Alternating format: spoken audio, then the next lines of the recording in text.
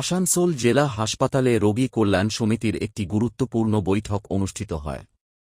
এই বৈঠকে উপস্থিত ছিলেন রাজ্যের মন্ত্রী মলয় ঘটক, আসানসোল জেলা হাসপাতালের সুপারিনটেন্ডেন্ট ডাক্তার নিখিল চন্দ্র দাস, জেলা মুখ্য স্বাস্থ্য আধিকারিক MMIC গুরুদাস চ্যাটার্জি সহ হাসপাতালের সমস্ত ডাক্তার ও প্রশাসনিক আধিকারিকরা।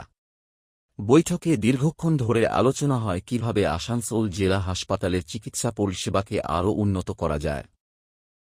এই সময় হাসপাতালের পরিকাঠামো, পরিষেবার মান বৃদ্ধি এবং রোগীদের আরও ভালো চিকিৎসা সুবিধা দেওয়ার বিষয়গুলি বিশেষভাবে গুরুত্ব পায়। বৈঠকে সুপারিনটেন্ডেন্ট ডাক্তার নিখিল চন্দ্র দাস হাসপাতাল সংক্রান্ত একাধিক প্রস্তাব মন্ত্রী মলয় ঘটকের কাছে তুলে ধরেন। মন্ত্রী সেই প্রস্তাবগুলি মনোযোগ সহকারে শোনেন এবং বিষয়গুলি খতিয়ে দেখার আশ্বাস দেন। আজকে আমাদের রোগী কল্যাণ সমিতির মিটিং, এটা রুটিন হয়।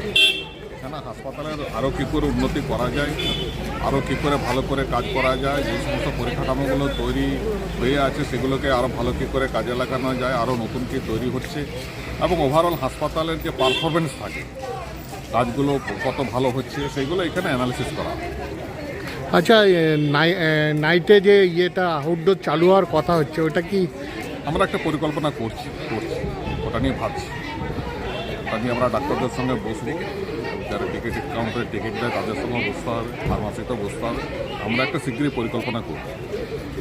এছাড়াও আলোচনায় উঠে আসে হাসপাতাল প্রাঙ্গণকে কিভাবে আরও কার্যকরভাবে ব্যবহার করা যায়, রোগী ও তাদের পরিবারের নিরাপত্তা কিভাবে আরও জোরদার করা যায় এবং হাসপাতাল চত্বরে শৃঙ্খলা ও সুরক্ষা ব্যবস্থা উন্নত করার বিভিন্ন দিক।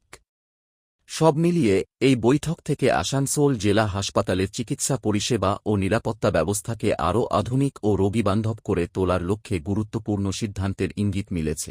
আজ আমাদের জেলা হাসপাতালের রোগী কল্যাণ সমিতির মিটিং ছিল। এটা আমাদের রুটিন মিটিং, এটা নতুন কিছু না।